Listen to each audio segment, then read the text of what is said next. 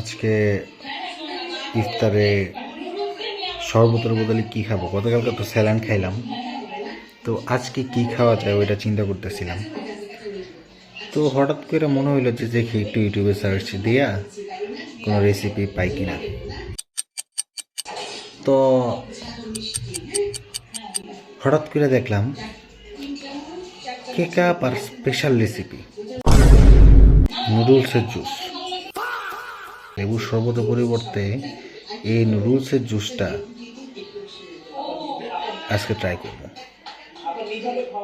আপনারা হয়তো বিশ্বাস করবেন না, আমি আপনাদেরকে দেখাই। এই যে দেখেন, এই যে কারিনা, আমাদের খারিনা আপা, উনি জুসটা ট্রাই করতেছে।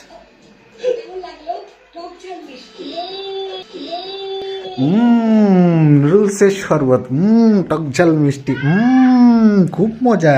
নুডলসের শরবত খাও গরিবরা।